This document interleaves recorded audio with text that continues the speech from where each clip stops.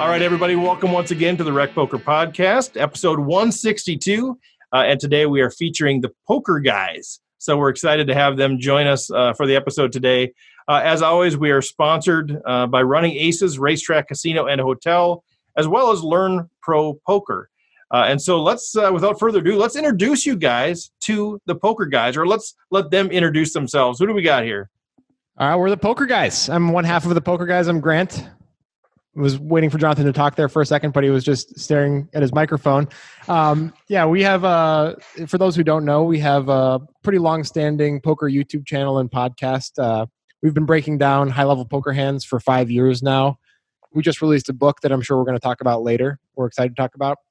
And we like making poker content and happy to be part of yours. Thanks for having us. Yeah, I'm Jonathan. Both Grant and I have been professional poker players for many years now, as well as he says, we put out 2 podcasts a week. We make 2 videos a week. We do commentary on a 5-10 cash game every week as well called Poker Time, also on our poker channel. So yeah, we make a lot of content. We love poker. We're excited to be here. And how did you guys become the Poker Guys? Like, where did that start? Well, it depends on how in deep you want to get. But there's a story, yes. Well, the short story is that we, living in Portland, Oregon, are guys who were professional poker players when there weren't many of those in Portland. And there are these poker clubs, and we met in one of them, and we're like, hey, that's a guy who doesn't suck. Let's talk poker. And from that, we started a poker coaching business, just a local Portland poker coaching business. We decided let's make a little money on the side. We then started a podcast to promote the poker coaching business, started making videos to promote the podcast, and kind of forgot about the poker coaching business altogether when things started kind of rolling and going better. Yeah, we there was that year where we went from, 300 subscribers to 15,000 on YouTube. And we're like, okay, something's happening here. And that became a focus. And here we are all these years later. Our book just came out, and we love making poker content. It's my favorite thing to do. So, well, congratulations on the success, and especially if you guys have this shared passion around it, that's pretty awesome. Yeah, thank you. Yeah, it's fun. Jonathan, did you used to host a podcast back in 2006 timeframe with a lot of soy references? I did. The All In Poker podcast. I was the host of that. Wow, that was a long time ago. That was really rough too, because that was one of the very few poker podcasts that existed back then, and no one knew how to do it, including myself. I didn't have a format or anything like that. So I would just rant about poker or anything else I felt like. I would rant about Marvel movies. I mean, I had no idea what to talk about. But yes, I did do that. Well, I listened to each and every one of those podcasts. Wow. So I thought your voice sounded very familiar, but I couldn't find the podcast anymore to see if it actually was you. So thank you for the confirmation. You're welcome. Nice memory. That's some quality audio memory. I don't know why you would listen to Jonathan without Grant. I don't understand. That's the point. You didn't know you existed. I guess. Well, your current podcast is much better for whatever that's worth, whether it's because Jonathan has gotten better or with the addition of Grant, but it's awesome now. Well, Thank you. That's very kind of you to say, and also slightly disparaging to Jonathan, which I like. It's true. Yeah. It's true. It's better with you. Whatever.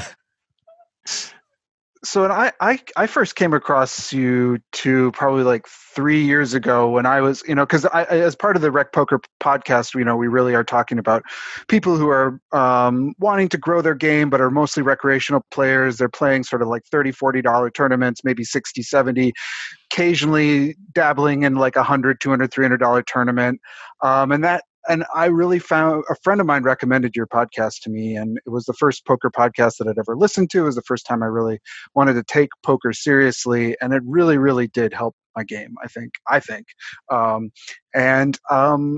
I'm really excited to talk to you about it, but I'm wondering if you can talk about, from your own perspective, a lot of your breakdown hands are with sort of the superstars of poker. You're talking about, the Alex Foxens and the Christoph Vogelsangs of the world. And you're talking about big decisions at nosebleed stakes. And how do you think people who are more recreational players can sort of, what can they gain from sort of the insights that you bring about in terms of your podcast? That's a really good question, Chris. And I think, by the way, that we just did a breakdown that you suggested. I think you're that Chris Jones. Do you suggest hands on Twitter? I do. Okay, well, it'll be coming out on. I'm also the guy who made the sigils. Oh, that's awesome. God! Oh, that's so cool. Okay, so you went by a different name. We like you. Yeah. The rest of these guys, I don't know, but you're all right. Yeah. The sigils, that is some deep inside the poker guys world stuff right there. We love the sigils. Anyway, almost forgot your question, but I think I got it back. I think the way that you can gain from our podcast if you are recreational and you don't expect to be playing 100K tournaments at any point in your life is through the thought process, because that's what we offer. That's why it takes so long, our podcast, because we go through every little decision. Also because we go on lots of tangents, and that's fun too. But during the conversation of the hand, the actual analysis of the hand, we're figuring it out as we go. We haven't prepped. So you get insight into the way we are constructing these ranges, figuring out why players do what they do. And we might not always get the reasoning exactly right, although we think we do a pretty good job there. But the process itself is where the value is. It's the process of thinking things through and understanding what are the factors in making these decisions. Yeah, and for your listeners who don't know about our podcast, so what we do is we take one hand for every show. It's like a 45-minute to an hour-long show each time, and we just break down one hand. So we spend that much time on all the different decisions. So we'll often go down all the different branches of the decision tree. Sometimes we'll do thought experiments. We'll say, well, what if he didn't have a flush draw? What if he had this hand instead? What should he do now? So that goes back to the mindset piece of it too, where it's like, I think the best way to get better at poker is to talk to people about poker and to listen to people who you respect and know things about poker.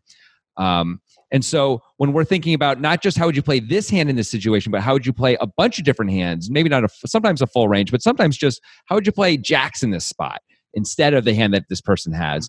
I think that can be really insightful, and you can take to your 1-2 game or your home game or your $100 tournament. Not always, but I think a lot of the time. Right. We're not trying to say we can, through osmosis of you listening to our podcast, make it so you can beat Alex Fox, and that's certainly not the case. But you can understand the thought process that leads to hopefully plus EV decision making in the end. Yeah, absolutely. And so we're often, especially when we're doing the best players in the world, we often don't know why they do the things they do either, and so we do our best to guess and seek to understand what they're doing. Sometimes we succeed, sometimes we don't. But a lot of it is just figuring out, well, what would we do in this situation and why? And then what are they doing and why could they be doing that? And why might that be better than what we're doing or not? And so I think there's a lot that we can be gained from listening to that process. Yeah, and one of the other encouraging things I think is sometimes you actually decide, and you don't really pull punches. You decide that these great players are making big mistakes sometimes, right? And that's kind of a reassuring too, to like think about, well, even those players are making these kind of massive sort of errors sometimes. Yeah, it's always a little bit like there's a bit of dissonance there when we're finding a player that we have a ton of respect for, and we see a play and we're just like, okay, so Sam Greenwood just limped. He open limped ace queen suited with 11 blinds, and then he 3-bet shoved on a king high flop with none of his suit. There's something there that we clearly don't understand. Greenwood has thought this through. He's not just spewing. This is a huge tournament. But I can't in good conscience say this is a profitable play. Yeah. Like, it's just not possible. When we had Daniel Negreanu on our show once, and we were asking him about a hand that he had played and we had analyzed, and we did a reasonable job of thinking about that one, but we were talking about some of his other decisions. We were actually saying to him, we always give you the benefit of the doubt and assume that it's coming from like a really intelligent place and try and reverse engineer what's going on. And he said, thank you, but sometimes it's just a mistake. Like sometimes I'm just making mistakes. And so at that point, he was like, I think top 5 GPI type player at that point when we did it. I mean, he's clearly been one of the best players forever. So he's humble enough and willing to sort of say things like that. Most players aren't. Everyone's making mistakes all the time in poker, even the best players. And I think we should understand that. It's just a lot of poker is a race to like make the fewest mistakes and the smallest mistakes, not so much make the best plays, I think.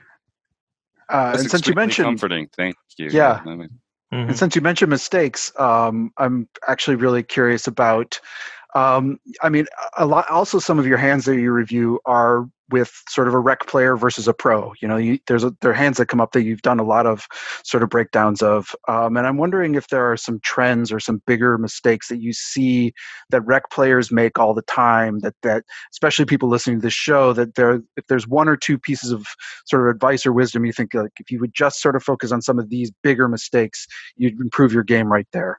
Yeah, something that comes immediately to mind for me, and thinking about tournaments specifically as I'm saying this, is a lot of rec players make huge stack size mistakes, meaning they call pre-flop. We actually just did a breakdown of the hand you recommended, now that I think about it.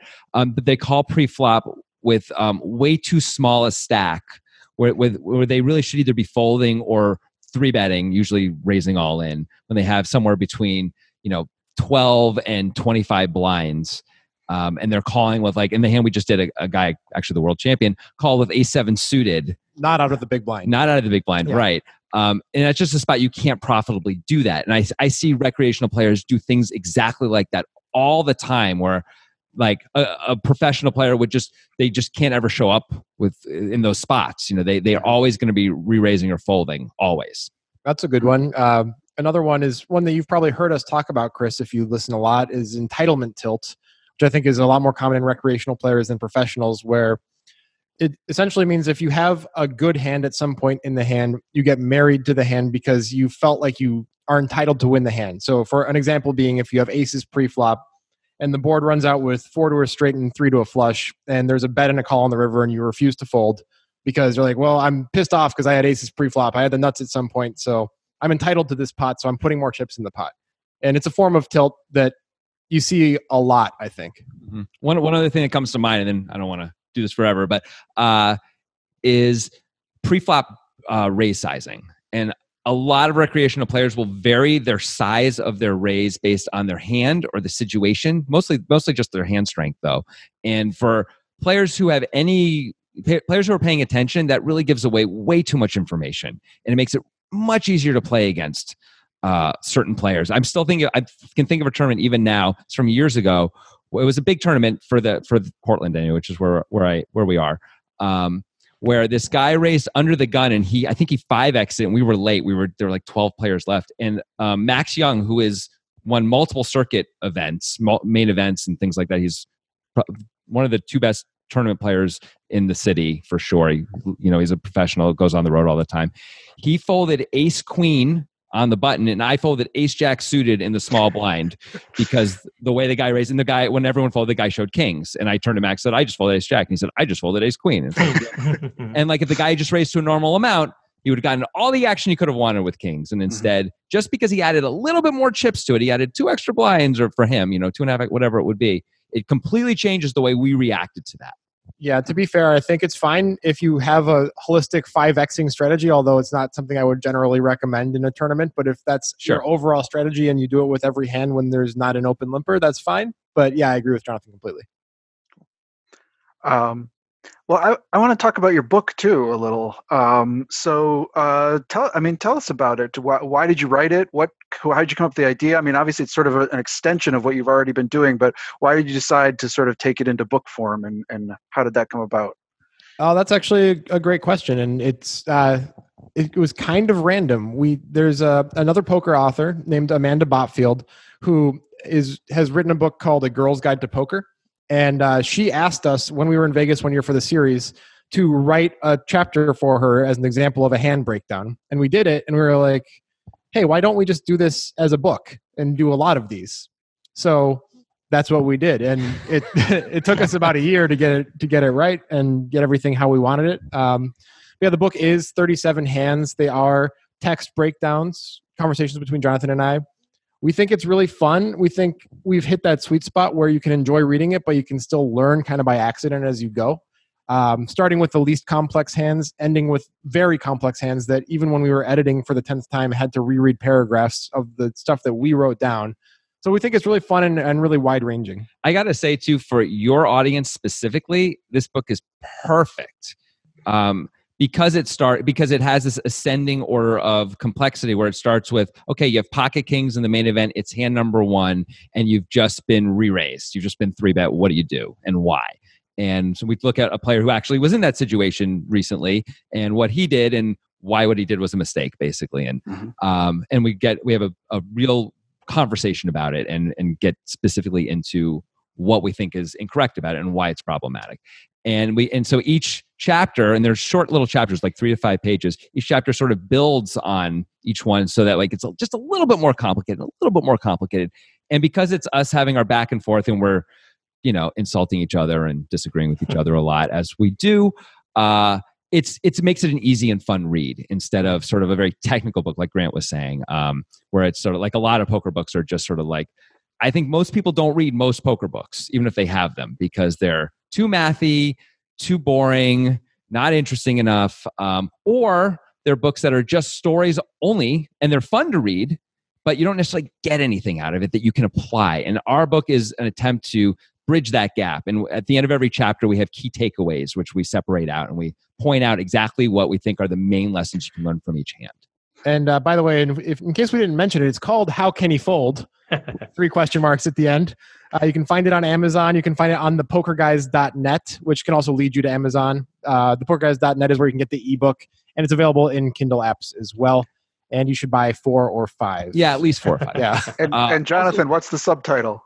Oh, thank you for asking. It's incredible poker hands broken down decision by decision.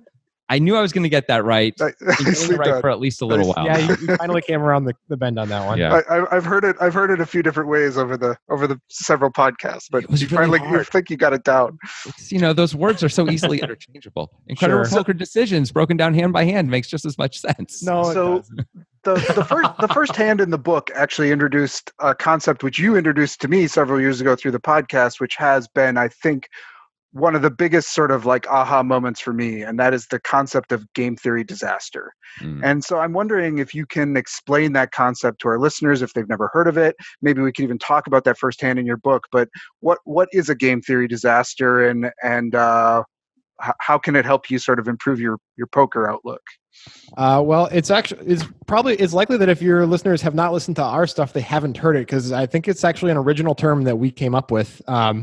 It essentially means you're taking an aggressive action in which it is very hard for there to be a positive outcome. Like you're betting on the river. Let's say you're going all in on the river, and the majority, if not all, of the weaker hands than yours will fold, and the majority, if not all, of the stronger hands than yours will call. And that's just obviously a disaster. And from a game theory perspective, clearly not good. So game theory disaster. Yeah. I think we did invent that one. It feels good. Feels good to have come up with a term that only we use, and now Chris does too. Yeah, I do. Great. I do. It's very helpful. Yeah. No, it's the kind of thing where I think is it Doug Hall? Yeah. Was he wrote to us because he saw an early edition of the book, and he wrote to us about this same concept, and he said, I call that betting the king. And he was referring to it on like an ace king X board where they have a king and they bet, and it's like, what good things can come out of this? Like mostly we're only going to get called by hands that beat us. And that is a concept that I still see all the time, especially in like $100, $200 tournaments. People do, where someone makes a play and I'm just like, and they end up turning over their hand. I can't believe they decided to bet. Yeah. I think usually game theory disasters are born out of the lack of ability to understand where your opponent is coming from, the lack of thought of what your opponent's actions mean about their hand and what hand strengths are likely in their range. And that's the beginning. And the end is I put all my chips in because I have a hand that I like to put all my chips in with, but you didn't think about what the other person could have. Yeah. Right. Yeah, and I think it's also, for me, the logical extension of it has always been sort of this question of, once you have that idea of what a game theory disaster is, then asking, well, what is it possible that my opponent can have that I'm hoping they have that they'll call me with? And like that's a question I always ask myself when I'm putting lots of chips into the middle, is just sort of, what am I hoping my opponent's going to have here that I'm wanting to get them to call me with? It's honestly, I think for a lot of people, a game-changing revelation, just of thinking like, if I raise here, what hands can call? What hands won't fold? And it can be really, I think that when you start to ask yourself that question, it really changes what hands you choose to raise with. Because when I see the hands that people raise with who are not professionals, who are more recreational, and not necessarily on the flop, but like especially on the river, but turn in river, Or sometimes they'll be raising top pair on the river or an over pair on the river after someone went bet, bet, bet. And it's like, it's really hard to get called by a worse hand. And so like, I'm sort of obsessed with continuing range, meaning what things can continue against my action, And so I think about that all the time. And anytime I can think of hands that are really good hands that I can beat, then I feel great about raising, But when I can't think of them, I just usually don't raise unless I'm bluffing. Of course, there's a little bit of exploit in there. It's opponent dependent. And some guys you can raise top pair on the river because they're just a crazy, crazy spew guy. But that's a rarity, Yeah. So another concept from the book, which I think has been helpful for my game, is the concept of distribution. And especially when you're facing a really big decision, and I'm wondering, and kind of are like, I don't know what to do. And I think something that you often talk about in both the book and the podcast is, well, turn to distribution if you're sort of like, I don't know what to do. But can you talk about what that means too for our listeners if they're not familiar with that concept? Sure. So distribution is the idea of it is, where does this hand that I currently have in front of me fall into the range of hands that I would play this way? So for example, here's a hand that I actually played where I used distribution. I was playing a cash game, a professional player raised under the gun. I was +1. I had ace jack suited. I called. It was just the two of us to the flop. It was an ace queen 8 flop rainbow. He bet. I called. Turn was like a deuce, a total not interesting card. He checked, and I bet my ace jack, and he check raised. So I bet, I don't remember exactly, but I bet something like $85 and he raised to like, 220 or something like that. And I remember sitting there thinking, how many better hands do I have than ace jack in this spot that I play this way? I guess I have a few sets of queens that I decide not to raise the flop, but I'm usually going to raise an ace high flop if I have a set of queens. If I have ace queen, I probably would have raised the flop. I just don't have that many better hands. Ace king, I probably raised pre-flop. So it's just really, really hard for me to have a hand better than ace jack here. So that made it a super easy call, even though the line my opponent was taking felt very strong and a hand that ace jack is not supposed to be good against. Like that, the hand my ace jack doesn't do well against that line if it's not a bluff. Now I also knew this guy was a professional, so he's capable of bluffing, which made it easier to call too. But so I called as a result and ended up winning the hand unimproved. Like he gave up on the river and he was bluffing and he just said, this is such a strong line. How can you call? And I'm like, distribution. That's it's something that should be used sparingly though, especially in the smaller stakes live realm, because you're going to have to rely on your assumptions about your opponent and tendencies that they have well before you get into distribution. Distribution is only for spots where you're truly confused and don't have any other method of making a decision, because there are some players that'll check raise the turn there and you can fold the literal top of your range because it's lower than the top of their range and they always have the top of their range. Right. If they're not bluffing and you can't beat their value, then it doesn't matter. Then distribution is not important. Right. But it is something, especially we use a lot in our podcasts and our videos, because when we're talking about the best players playing against each other in the world, distribution does become very important, because you need some way to make some of these really tough decisions when these guys are putting you in these crazy difficult spots all the time. So we often on this podcast go over a hand together, and I thought it'd be kind of fun to go over one with you. But before I introduce the hand, I just wanted to throw it back to the panel and see if there's any other questions before I start in on a hand review. Well, I'm just curious, I've got, you guys are so tapped into the whole world here. And, as you think about like the best players that the pros that and those that you've talked to, in addition to sort of the obvious things of, they're really good decision makers, what are those characteristics that those players tend to have in common? In other words, maybe it's what sort of personality, what sort of character, what sort of common themes do you see that emerge in the best players in the world? I think for those who are consistently good year after year, the number one thing is discipline, not just with bankroll and stuff, but like actual tilt discipline, things like that, understanding if you're capable of maintaining the same even keel feeling throughout poker and not tilting ever, that's great. I almost accomplished that in my poker life. I'm pretty untiltable. It's great. A lot of people, no matter how hard they try, can't help but tilt sometimes, and they need to have the discipline to not play for a while if they're on any sort of life tilt, or even leave a game in any sort of poker tilt situation. So I think discipline is probably the biggest thing as far as sustainability is concerned. I was actually going to say emotional control too, so that's pretty good.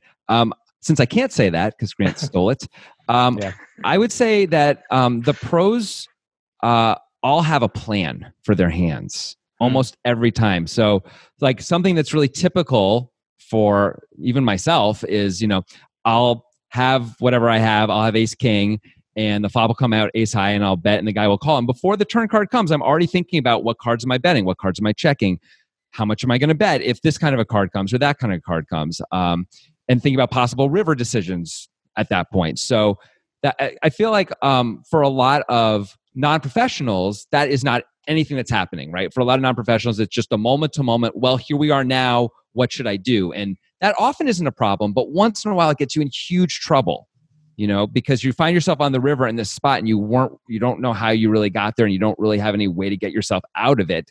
And you either make a bad call or a bad fold or a bad shove or whatever you do. So just even trying to plan, I think, is a big deal. So a lot of the times on the flop, I'll flop, let's say, a flush draw with no showdownable action there. So I'll have like a 7-high flush draw. And I'll often think to myself something like, all right, I'm just going to triple barrel this unless I improve in some way.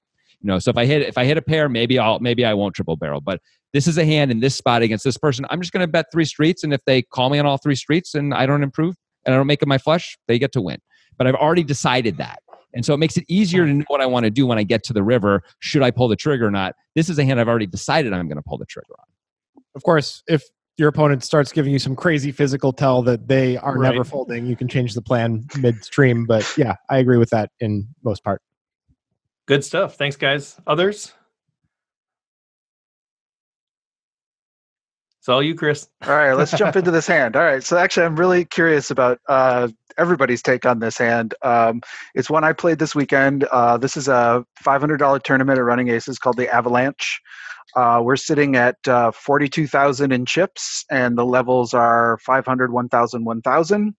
And I am under the gun 2 with 10 of spades, 10 of clubs. And so I opened to 2,800. And our villain in this, well, first of all, that's pretty standard, right? No one, I can move on to the next action. Yeah. I mean, we have things to say. We have things to say about every decision always. Right. We can do this quickly. Go. I don't have as much to say as Jonathan does. I think Jonathan wants you to make it smaller. Yeah, I wouldn't bet that. I would make it like 23, 42 blinds effective. You should probably be your opening size in general. I would typically go a little smaller, unless you feel like you're the worst player at the table by far, or like among the worst players at the table. Then you want to pump up the variance in general. I mean, there are other reasons too. If there's someone in the big blind who calls a lot, you could make it a little more. But as a general rule, I would make it smaller. This is obviously a very nitpicky point. Mm-hmm. Yeah. All right, so I could make it smaller, and the cutoff is who's our main villain in this hand has just joined the table this orbit. I don't recognize him, but he looks to be sort of a solid grinder type. He's the better players at the table. The 2 players I know at the table who are like the best players at the table joke with him as he sits down. So I think that he's known among the best players at the table. He has sits down with 140K in front of him and is definitely the table chip leader as he sits down. So he calls. And the big blind also calls. So we go to the flop with about 10,000 in the pot. And again, I have 10 of spades, 10 of clubs. And the flop is 10 of hearts, 8 of diamonds, 3 of clubs. So action is on me. There's 10,000 in the pot. What's anyone doing here? Well, I'm betting over here. I think it's a pretty clear bet. It's a board that you can get action from some hands. There are gut shots and open-enders that can call you. There are middle pairs that can call you. Certainly you block top pair, but it's the type of board that is relatively range neutral. So there's no GTO reason for you to be checking, really. So I think when you have this hand and you have 40 blinds left in your stack, you want to build a pot. Yeah, I think there's a lot of hands you could check here, but this is probably not one of them. You just have the nuts. It's great to have the nuts. There are there's some really good second best hands out there once in a while. Other hands that they can really decide to call with, like Grant saying, like Queen Jack or something like that. They can also have the last 10. It seems like a pretty clear bet. I like a bet. So I agree. I think I would be leading out here with this sizing with overpairs, some Broadway gut shots, backdoor flushes, that kind of thing. So I lead out for 2,000. Can talk about whether I like a small size here with a plan on the turn to go bigger. And the cutoff calls me and the big blind folds. I don't know if anyone, what do you think about the sizing here? I would like to let somebody else talk, but I'll go again. I think it's too small. I think we are at a stack depth right now where our main goal should be double up in this hand, if at all possible. I can see 2,000 making that happen if we know more about the opponent and we know that they pounce on these types of sizings. Like we're trying to induce just craziness. If we're trying to maintain a lot of our opponent's range staying in the hand, to me it's not worth the extra 2,000 we get from pocket fives versus if we make it 5,000 or 4,500 or whatever for the linear gains that we get from bigger sizing down the road. If our opponent has a hand that can maintain 3-barrel calling, it feels like that is a little bit more profitable than the potential spaz out factor that we can create by inducing a raise with a small bet. Yeah, I like that. I agree. I think between 4 and 4,500 is a stronger size because it sets you up down the road of this hand to make big bets by the river, because we have a really nice opportunity to triple barrel. And if the guy has something or decides not to fold for whatever reason, you might be able to get it all. Get the full double up, and that should be your goal, I think. And a guy who has 140K when he sits down, you can make some assumptions about, and one of those assumptions can be he's more likely to be one of the guys who's less likely to fold because he got those chips by putting chips in the pot. And 2K, the difference between 2K and 5K to him is less significant than it is to most other people at the table. Mm-hmm. Now he may still not feel that way, but for a lot of guys who've got a lot of chips, it's so much easier to throw those chips in there. Mm-hmm. Also, it is kind of typical to size up a bit more in a 3-way pot versus a heads-up pot in general, just as a holistic strategy. Yeah, and this board, we can just do this forever. This board is not necessarily advantageous to you range-wise. I would Grant called it range neutral. I would say it's even a little bad for you compared to their ranges. But so as a result, but certainly isn't strong for you. It isn't like an ace king X board where you have ace king and they don't. You have aces, they don't. You have kings and they don't.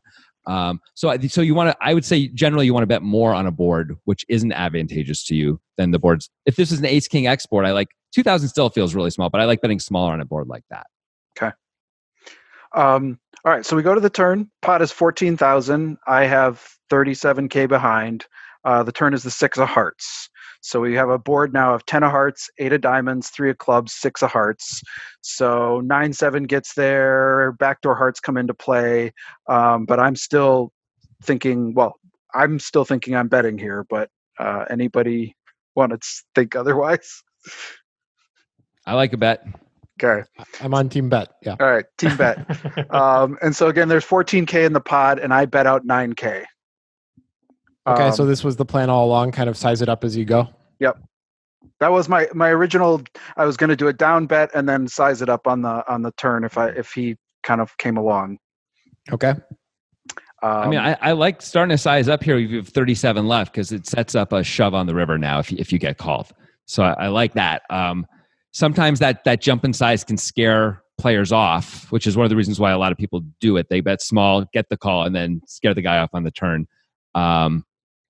I still like a 4K bet or 5K bet, and then we can bet, like, if you bet 9 or 10K, it's a much easier call for him because the pot will be bigger. But hey, I like the 9K bet for sure. Yeah, I think it's probably good, and I think the following up the small sizing with the bigger sizing is generally a good idea, especially against a thinking player, because he's going to know that a bet is coming on the turn a lot if you size so small on the flop. So if he's already in that categorical mindset, it might make it easier for him to call any size bet, maybe not an all in or type thing, but like with a hand like ace 8, if he's thinking like, okay, this guy's going to size up the turn, so I got to call with my 8s here and stuff like that. So yeah, I like it too. Do you think that bet on the flop actually provokes any folds from him? Like, does he fold anything to that 2K in position on the flop? Like, can we actually reduce his range here a little as a consequence? Well, I think you get like the baby pairs to fold. Yeah, maybe you get king queen to fold. He has a guy behind him, so he can't just call with everything, but almost everything, right? Like deuces is going to fold, right? Like something like that. It was 10, 8, 3. So like 4 or 5 suited is going to fold. Hands like that. but you're right. You're certainly right. Yeah. Very few things are going to fold for 2K. Right, I agree. That's a fair point. All right, so he thinks for a bit and he calls.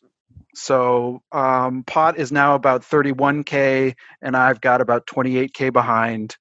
And here's where I got a little lost. The river is the 10 of diamonds, so I make quads. Good place to get lost, right? Yeah.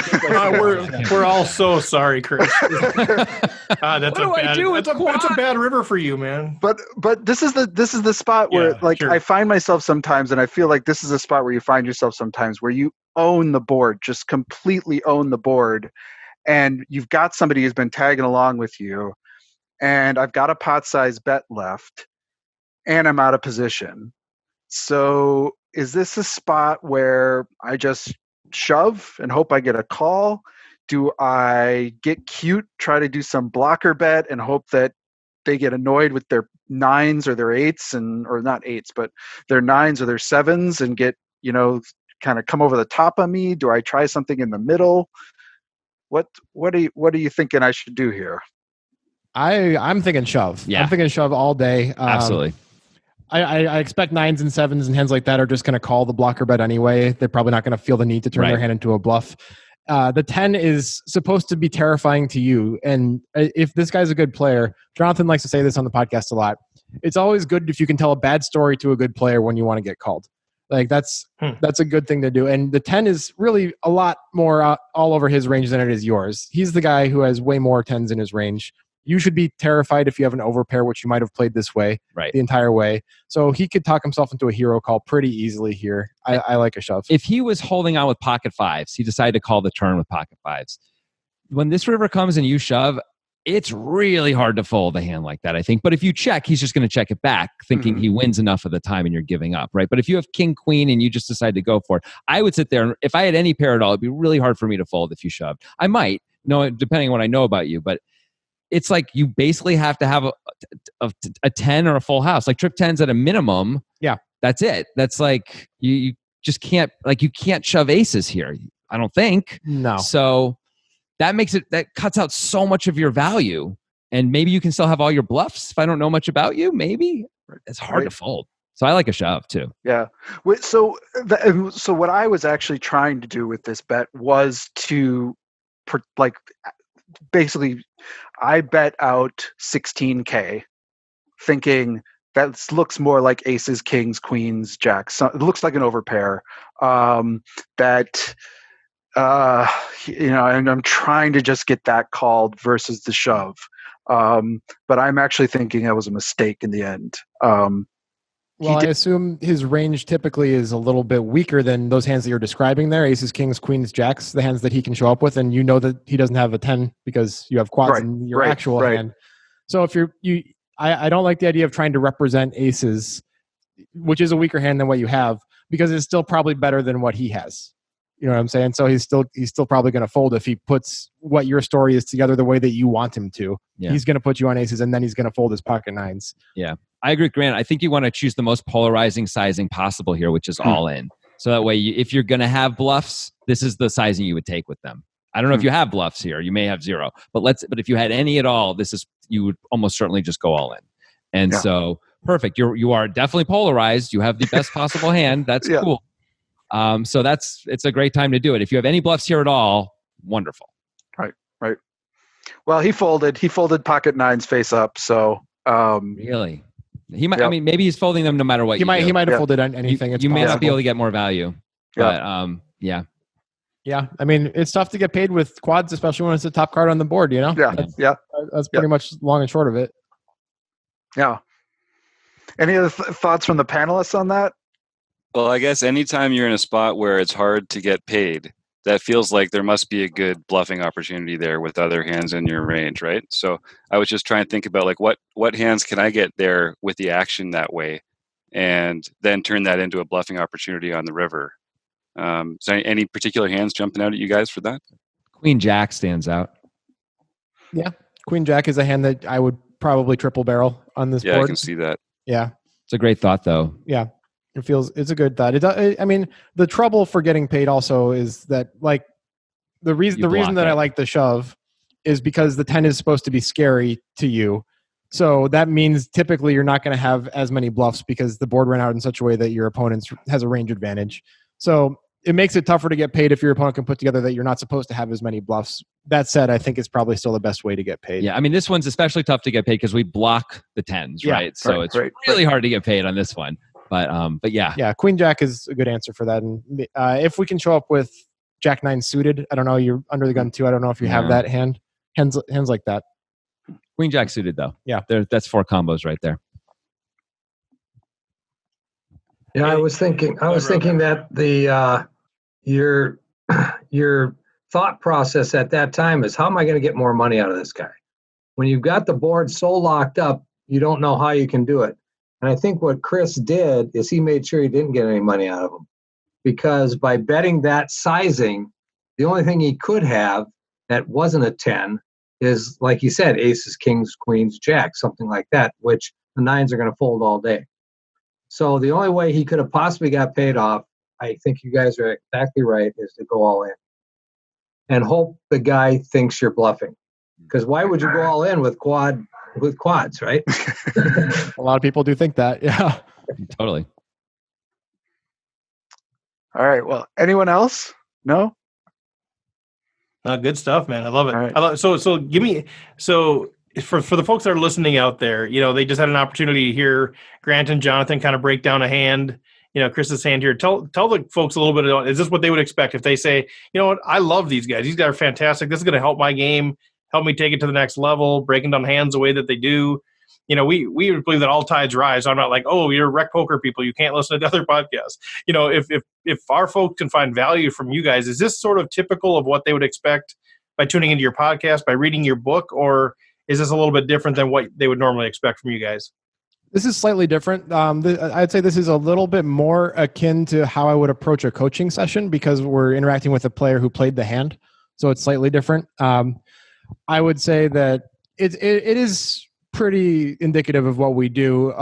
But we, like Jonathan had mentioned, we go 45 minutes on one hand. So we get a lot more in depth in the podcast. I would say, though, the book specifically, this is like, especially the first half of the book, this is like really what we're doing in the book. Very much so. And our videos, both the so we have 2 different kinds of videos. Where one is we do an analysis video where we basically one of our podcasts. So if we do it, it's a 15-minute video instead, and so that's a little bit less intense and a little bit less complicated. And we include, like, I just edited one of the videos today, and it includes some definitions of things, so people who are more recreational can follow along a little bit easier. Like, we define distribution, we define the word uncapped, things like that. We also do a 5-10 cash game, which we do commentary on every week. It's called Poker Time, comes out on Tuesdays, and that's where we're talking about the hands that are being played as they're being played.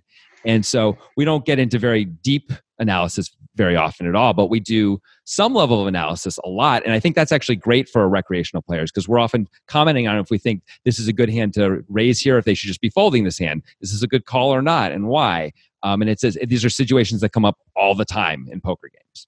And I think that's so good. I mean, we continue to encourage people, to understand the principles behind it. We're all rec players too on the panel. None of us are experts. We're not pros. We're trying to figure it out ourselves, and we're, in the process of learning. But I think so many times people get caught into this micro learning trap where it's, how do I play pocket 4s under the gun, versus the principles behind it. And it sounds like that's what you're getting at, is the reason you're breaking down these hands is not so that you know how to play pocket 10s when you hit quads and you're out of position on the river. It's what are the principles behind it. And so maybe talk a little bit about that, how you sort of, you're breaking down individual hands, but how you learn the principles. And then maybe, it's a long question, but also sort of the value of learning in community. I mean, you guys have each other and presumably others. We have our group here that we're always wrestling with questions. And I know there's folks that I talk to at the casino that are, they're trying to learn the game, and they're listening and they're watching videos on their own, which is good. But they don't have people to kind of, wrestle with stuff. And I'm constantly encouraging them, find that 1 or 2 people that you can just dig into, ask each other questions and dig in. So talk a little bit about, kind of that, like how do you move past the specifics of the hand to getting to the principles of it? And then how do you best learn in community?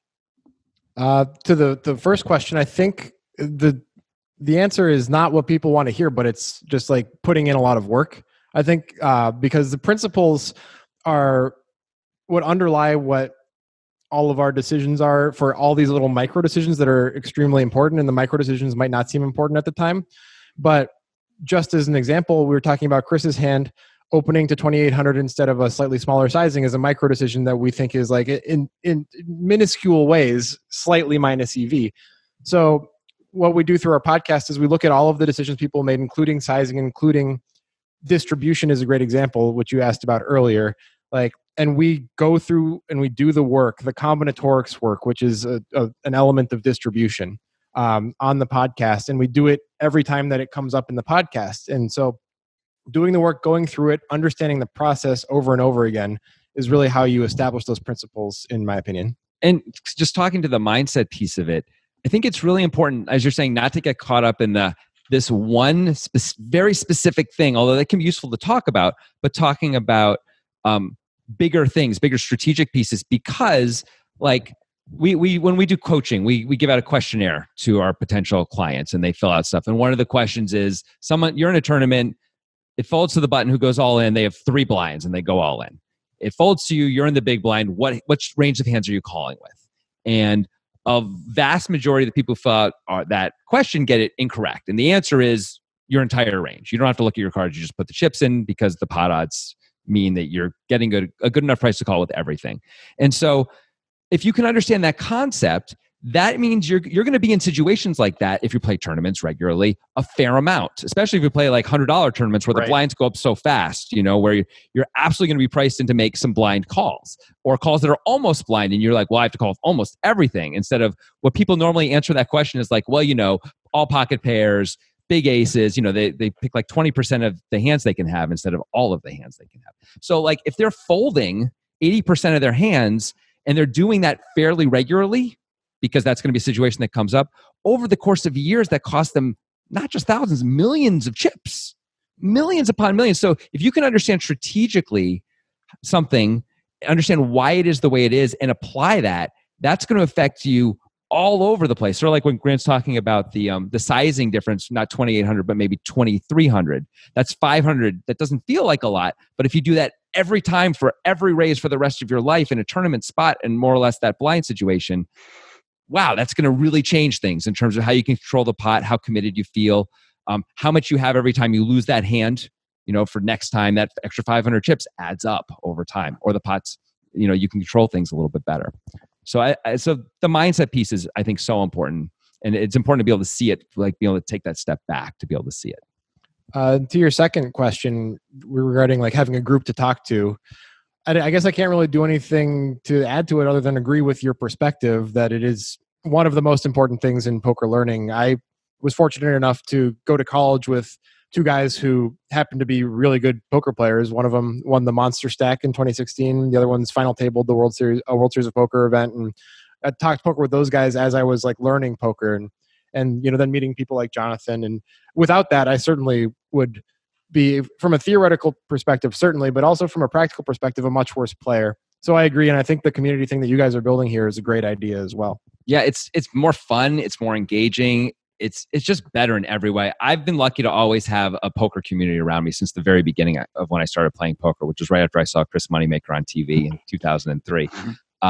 And I sort of like went from just being with other people who were also recreational players, which was awesome. And then a few of them got really good and sort of transitioned to professional players. And then I befriended a guy who ended up becoming a triple bracelet winner. And so I got the benefit of being able to talk hands with him and really opened my eyes to a lot of things. And just having people you respect, trust, believe in, and being able to talk poker, disagree with them about poker too. Like me and Grant and the guy who won the Monster Stack this summer often would, at the World Series, would get into long disagreements about a strategic point, we're yelling at each other and keep bringing it up and all this stuff. But that's really healthy, and it inspires us to think more about it and go and really it always opens me up to new things that I wouldn't even consider sometimes. And it's like, well, what if I play that aces that way instead? That's really weird, but would it be better? And instead of just dismissing it out of hand, which I might do to someone who I didn't necessarily respect or trust. So that community is awesome. Love it. Chris, did you have anything else? No, I think this has been great. This has been, it's just been a real pleasure to talk to you guys. So, but yeah, no, I'm good. Any other panelists? Just great getting a couple of luminaries in here like this. You know, it's fantastic. This guy's got the references. This guy's got all the references. Nice to have some fans. Well, you know, we are fans, and that's the thing. You know, part of the reason we like to have guests on is we want to introduce the people that are listening to this show. We've been growing our audience, and we've been building our connections, and we love the relationships, and we love the community. We love all of that stuff and learning together. But we also know that, you know, not everybody resonates with us. Not everybody resonates with people on the show. You know, that's just going to be a reality of it. And we also know that there's people out there with great podcasts like yourselves. And when we're saying, man, if what we want to do is we want to help people improve their game and grow the game altogether. And if there's resources like you guys that we can point people to, let's go. And so, you know, we like to have people on the show that not everybody maybe knows, but they should. And so that's it. And then we also like to partner that with, let's have people on the show that can actually add value immediately in that episode. And you guys have done that. So that's that's sort of why we like to have guests on, to kind of accomplish both of those things. And so I want to encourage, you know, who's ever out there, Rec Poker Nation, who's ever out there listening, you know, look these guys up. And Grant and Jonathan, I want to give you another chance to kind of make sure we know clearly where they can find you, whether it's social media, is there a website, the book, you know, tell us a little bit more, you know, I give you the platform to talk about yourselves and let people know, because we think that you can improve people's games, and that's what we want. Well, we definitely appreciate that lead up. That's excellent. We are on Twitter at 2PokerGuys, the number 2PokerGuys, where we tweet about stuff that we put out. Our book can be found at thepokerguys.net, which can bring you to Amazon to get the paperback, or you can get the ebook at thepokerguys.net. Our YouTube channel is just The Poker Guys. You can find that by Googling it or, you know, going on YouTube. And our podcast is called The Breakdown Poker Podcast with the Poker Guys. And I'm sure we'll create 7 or 8 more pieces of media to talk about eventually also. Before we release this tomorrow, there'll be more content. Yeah, The second book will be out, and there'll be another channel. And it's not going to be about poker. It's going to be about animals, but it'll be good and insightful, this new show that we're making. Well, wait now. Let's go ahead. What, you want to tease that out a little bit? Yeah, let's tell them a little about it. All right, so imagine a small room in an alligator, and then imagine if you put a very scared man in that room. Mm-hmm. And that's the show. Oh no! Well, I mean, I'm in. Like, that's all I need. Like, I've been chased by elephants and hippos before, so an alligator would be new. Yeah, so you know, this I'm already in. Let's go. Oh, you're a volunteer. Have you ever played the game Risk? Because this is a combination of the crocodile. It's a crocodile. It's an alligator. An alligator. So they look the same. This is just like the subtitle. You guys seem like you got this thing nailed. Alligator, guy in room, the board game Risk, and there can only be one winner. Yeah, that's as much as I feel comfortable teasing. Yeah, it's a little bit. We don't want Amazon to steal our idea. Yeah, no, I've heard that. I've heard that exact same idea several times. You guys should probably get on that. Okay. Yeah. There's leaks everywhere. Right, exactly. Well, keep us posted, man. Whatever's going on, whatever projects you guys end up working on, let us know. We're happy to retweet that and get people engaged with that as much as awesome. we can. We appreciate it. Yeah. In the meantime, your listeners can just check out our book. That's probably the best way. To reach us right now. How can he fold? Yeah. Hey, I do have a question. Is there a sequel in the process to the book? Well, that is something that we've discussed, and we haven't actually begun the process yet, but it's certainly a possibility. That's about as far as I can take it right now. It's possible. It's a lot more work than it feels like it's going to be when you start writing a book. So You guys don't realize this, but so I'm in the middle of writing a book, but the person helping me, it's not a poker book, is Chris Jones, who you're talking to right now. And he is an author, and he works with authors. So when you speak of the difficulty of writing a book, he's well versed in that. Yeah, probably more well-versed than we are. We just wrote a poker book. He's probably writing about stuff that matters. Well, I wrote a book about books, so it's sort of like the same thing. I don't know. Yeah. Pretty awesome. Anyway. Well, we want to honor your time. You know, we committed to a certain amount of time. We want to honor that and appreciate you guys coming on. If there's anything else that comes up in the meantime, shoot me a note. We'll make sure we include it in the show notes and let our folks know. But seriously, thanks for jumping on here and being part of the show. Our pleasure. We really appreciate it. It was great. Yeah. Thanks all right, cool. Well, we've got thank you. all the waving. Yeah, so you guys can go ahead and check out. We got some housekeeping things that we have to do. You're welcome to hang on here, but nothing that'll really interest you, I don't think. But thanks again, guys. Yeah, thanks, Travis. It was really great. Yep. All right, everybody. Well, there they go. Grant and Jonathan, the poker guys. We'll make sure that we put everything in the show notes for them. Fantastic guys, boy, and they certainly have the smooth voices too, right? I mean, they just sound like they've been on radio for a while, right? I just want to know how they've managed to overcome their obvious lack of chemistry. That must have been a real issue for them in the workshop, getting to that point, because just two guys that cannot stand to be in the room together. I feel sorry for them. Yeah, I was actually quite surprised that they were in the same room. And well, we'll take care of some of the housekeeping stuff here, but by that I mean announcements. It's not worthless; it's good announcements. But before we jump into that, anything from John? Well, John, do you have anything that you want to share and follow up? No, I was just finally. It had been bugging me, wondering if Jonathan Levy was the same voice from that podcast from years ago. So I am so glad I was able to put my mind at ease and answer that question. So did you recognize the name, or was it not until he spoke that you were like, wait, I recognize that voice? Well, no, I listened to his new podcast, right? Yeah. And listening through them, it's like he sounds exactly like the guy who was on this other podcast. And I couldn't remember the name of the podcast, but I remember a number of the jokes, and he kind of had a shtick on there, talking way too much about soy treats. But it was just interesting. I was glad to finally confirm that it was in that fact the same voice. So do you feel like you will now be able to sleep better at night? Definitely. Excellent. That's what we're here for, John. I think I'll be able to sleep better at night because game theory disaster, that just helps me. I had one of those in our little home game. I don't know if I'll take a second here. The username Spot Conlin. I don't know if he's a member of our Dan Kennedy. Oh yeah, okay. So you'll just put him out there. Sure, sorry.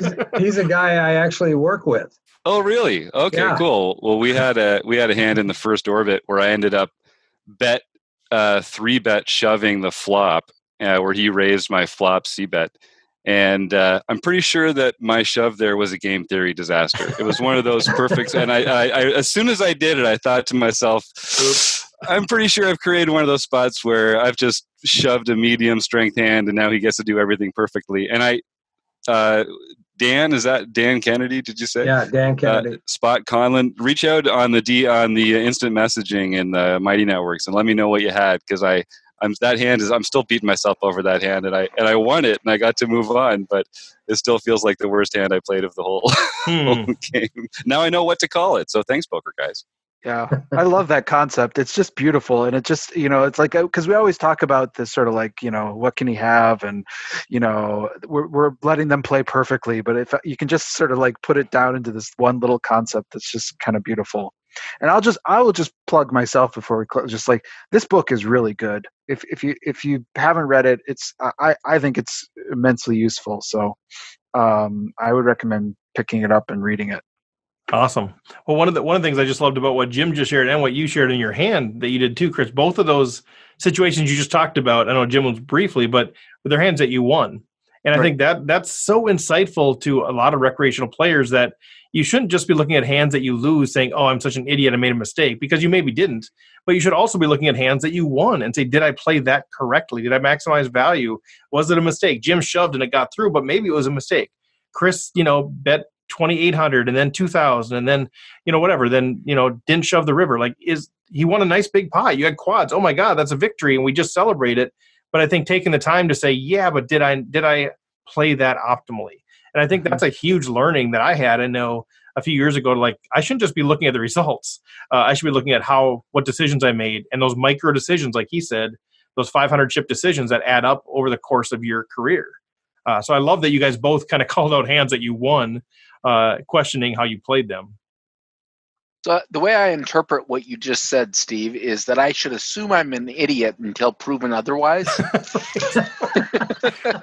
You and I think alike, John. Yep. Thank you for paraphrasing, John. You're always able to say things in 10% of the time that I take.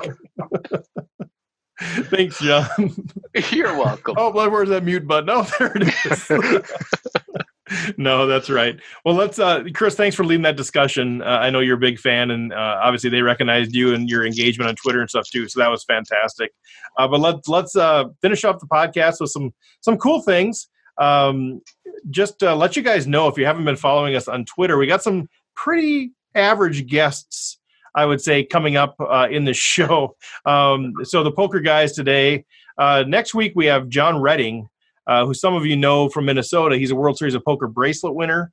He's done a lot of things in terms of training his mental game. He's actually maybe I'll let John break the news. He's into some kind of cool thing outside of poker that's pretty exciting. So you'll want to hear him there. January 27th is a very lesser known player from Germany. His name is Fedor Holz.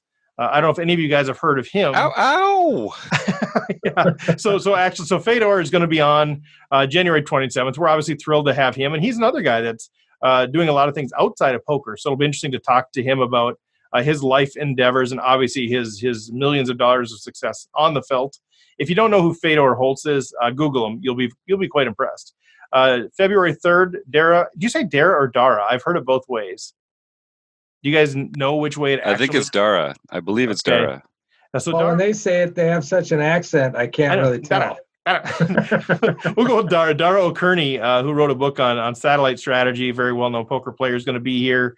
Followed the next week, February 10th, by K.L. Cleaton, who works very closely with Ryan LaPlante and actually developed the Range Trainer Pro tool, which he's given us access to check it out. It's fantastic. Yeah, it's that one's going to be a lot of fun. Cool tool, and I think we're going to go through it a little bit with KL.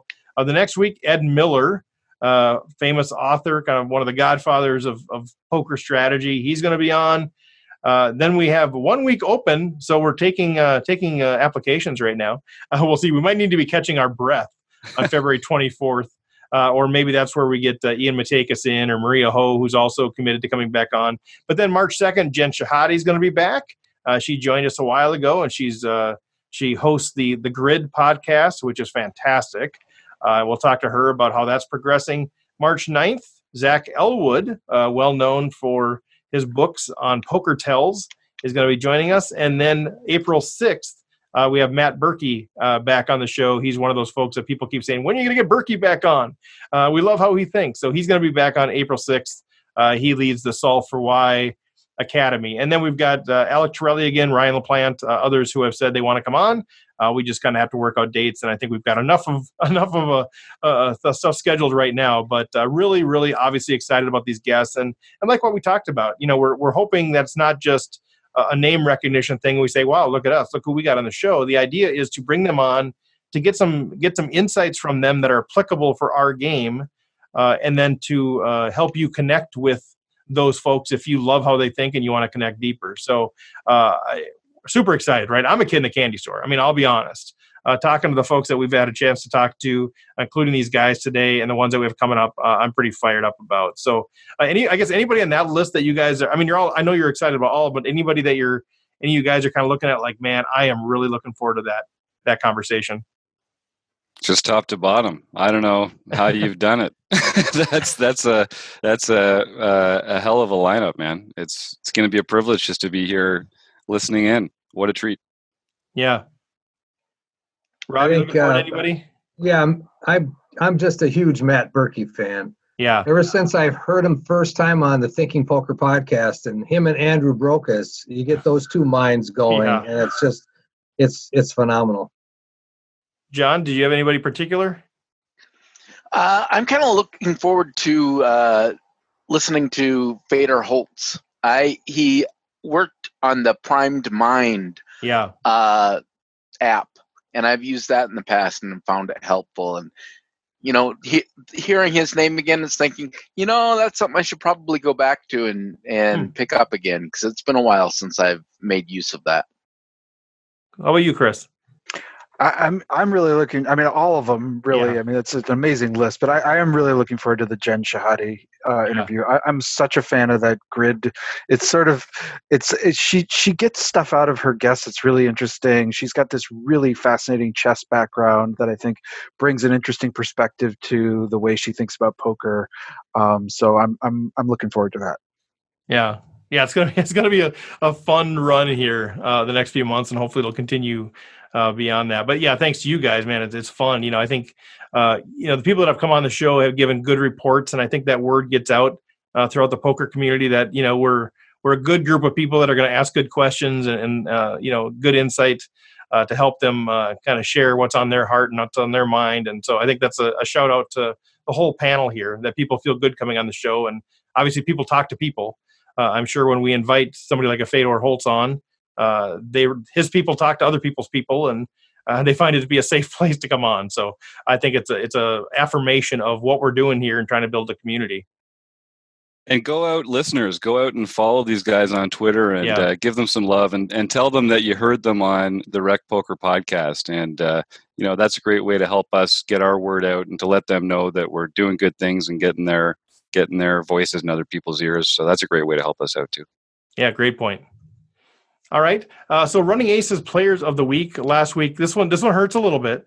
I got to play 3 tournaments last week, and I had great results. But the problem is I only played 3 tournaments, which left me in 5th place for the Player of the Week by 1 point. If only I had sucked enough to have to rebuy, I would have got the extra point, so I could have got the bonus Lammers. But I finished in 5th, so it hurt a little bit. But Dave Elke, 33 points. Bernie Conkey, the great Bernie, 28 points. Darrow Windingstad, 27, and Jay Brousseau, 26. So congrats to those guys. They all pick up some bonus Lammers at Running Aces for their being Players of the Week. We had some binks out in Vegas. Ben Gers binked out in Vegas. And I have to look it up now because I didn't do my homework and find out all the binks that were out on the Discord channel. So I'm going to just kind of filler space is what this is called right now. Who won the mixed game tournament? Was that a good Canadian lad? It was your Canadian dude, yes, Mike Patrick. I thought that was right. Yeah. Patty 98. A recent addition to the Rec Poker Nation, if memory serves. Just coming in and dusting it up with the Yanks like we do. We see all those Canadians up there on the leaderboard, and our own Jim Reid was not one of those. But I was not. Middle of the pack. Middle of the pack. Had the most fun. I did. I don't know if you've watched my video, but I'm cracking a grin the entire time. Definitely more fun per minute than anyone else playing that game. But I overperformed by making it out of the first orbit. I beat my own expectations significantly. So some other binks. Actually, it was just one posted yesterday. David Bear. A lot of you guys know him from Running Aces. He actually won a tournament down at Canterbury. So congrats to David. Brian Morey won a nice tournament online. Let's see what else we got out here. Sorry for all this. Steve Olson, fantastic deep run in one of the big tournaments there. Myself, I was able to get a bink last week, so I felt good about that. I felt really good about it, but I did take 2 second places, which sort of, obviously it's great, but it burns a little. So anyway, so I think those are the ones that we have for binks for our Rec Poker members. So congrats to you guys out there. And then, we mentioned the mixed game. So Mike Patrick from Canada. So the Pot Limit Hold'em, Pot Limit Omaha is what we did this last tournament. Thanks to John Somsky for organizing that. I was able just to chat with people today at Running Aces about it. People are finding out more and more about it. So if you don't know about this, go to rec.poker/home game.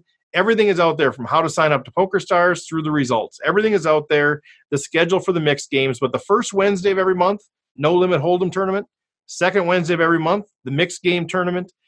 John's keeping track of all the points, so we'll do Player of the Year stuff, some really cool stuff. So if you like free poker online and you want to learn mixed games or improve your No Limit Hold'em game, check that out. And like Jim mentioned, a few of us are recording our thoughts as we play, and then we make those available to the members. And like I shared with you guys offline, some of it is just hilarious. Some of the folks that aren't playing Omaha that are like Chris Jones, for example. Did I win? No. So it's good strategy talk. John Somsky, of course, is a genius. So his is the stuff that you really want to listen to. The rest of ours is more entertainment. But check that out. It's super fun. Great way to build community. And then just a ton of ways that you can connect with us at rec.poker. You can access all of it. We have a bunch of people chatting on Discord that's free to use. We kind of rail each other, people that are in tournaments, letting people know where they're at. We have the email newsletter. So all kinds of ways to connect with us. So please check that out. If you're thinking, man, how do I support these guys? How do I grow the Rec Poker podcast? Like us, rate us, review us. I mean, those are kind of the big things. If you want to retweet, all that kind of stuff helps us a ton. And just let other people know what it is that we have going on. So as I close up, guys, anything that I missed, any announcements that you want to make? I know you guys are all kind of involved in different parts of Rec Poker. I guess the only thing I'll say is February's mixed game is No Limit Deuce to 7 single draw.